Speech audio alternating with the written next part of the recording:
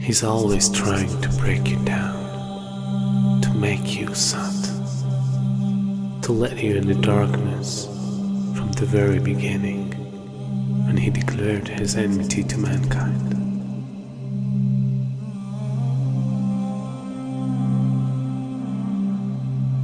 And throughout the history, he caused evil and destruction between every nation.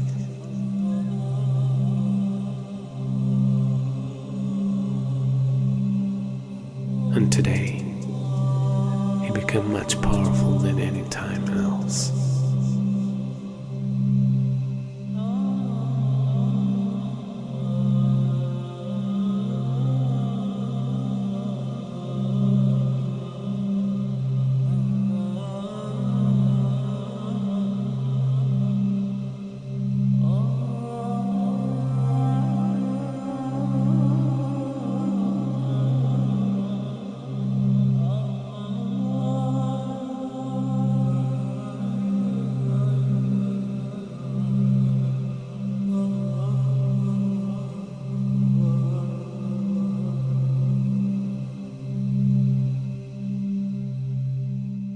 A new world order, a world where the rule of law, not the law of the jungle, governs the conduct of nations.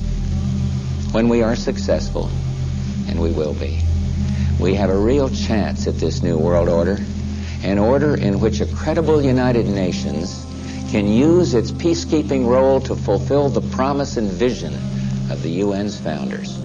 We begin to see the climax of a major change in society, the climax of a new world order.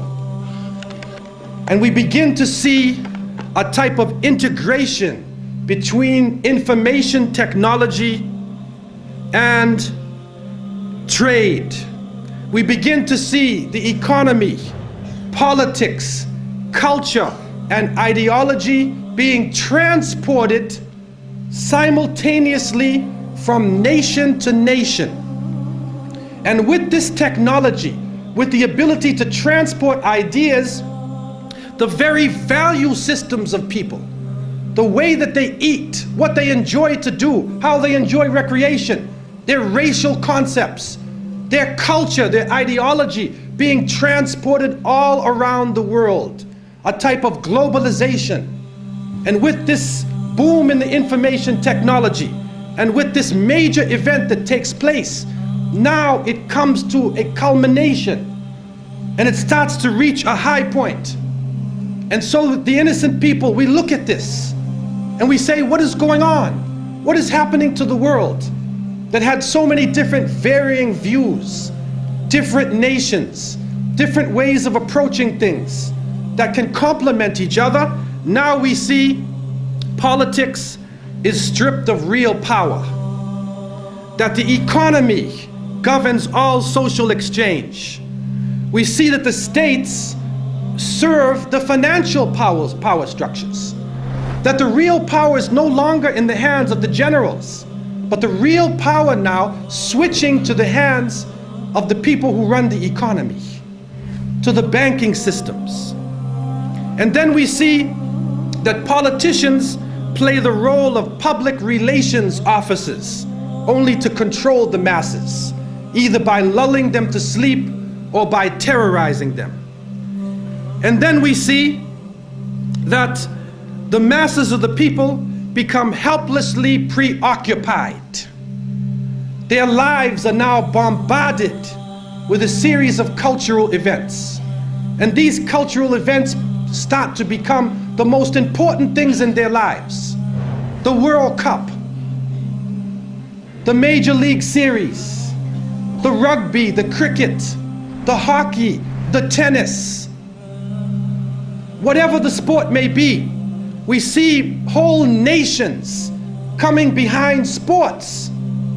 And the national heroes become sporting people.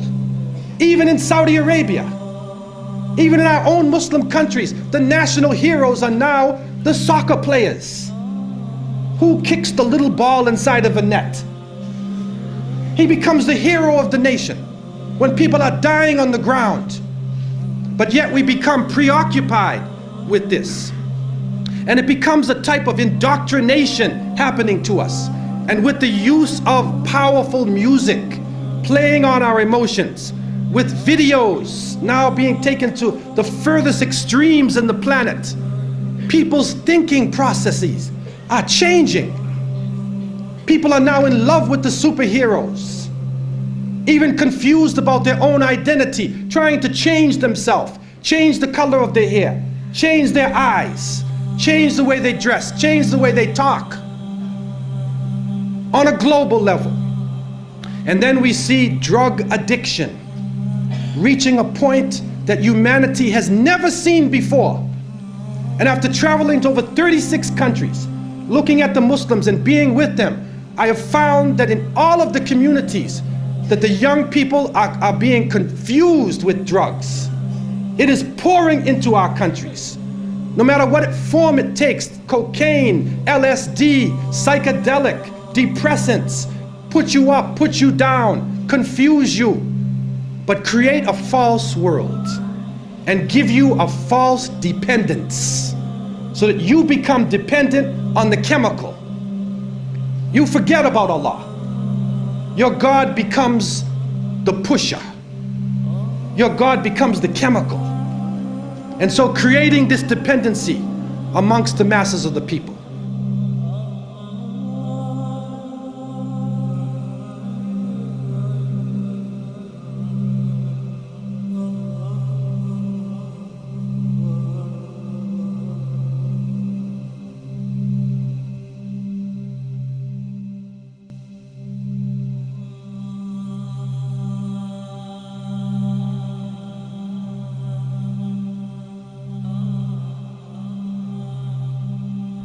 This is a dollar bill, which is the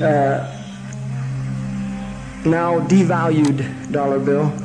And on the back of the dollar bill, there's a seal on this side. It's called the Great Seal of the United States. That's what it's called. It's their seal.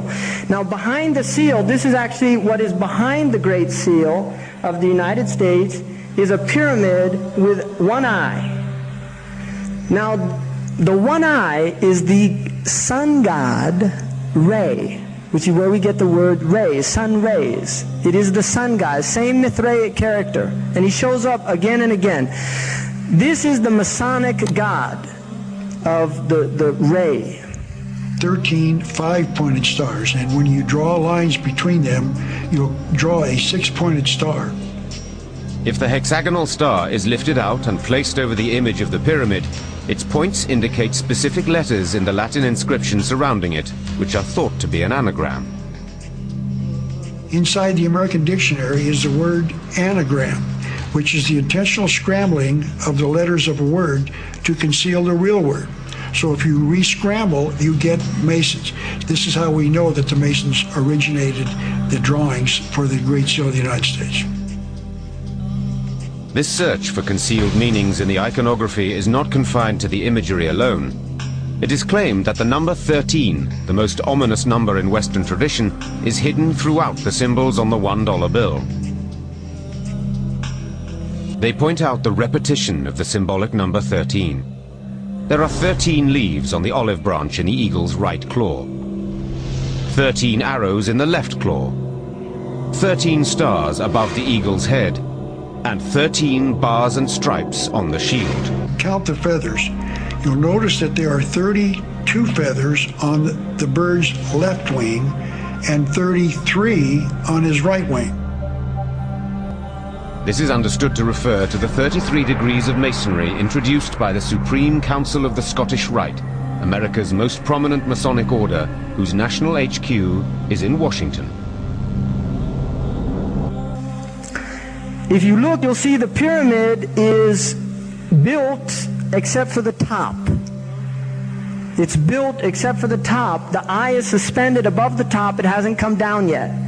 Because they believe until they've finished the Masonic project, which is the what they say on the bottom, Novus Ordo Seclorum, and then Annuetta Chapters, he is pleased with our project.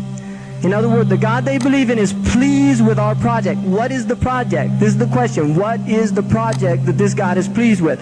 The project is literally the secularization of the world. To completely strip the world from religious beliefs. This is the project, and that is why it is called Novus Ordo Seclorum, a new secular or worldly order.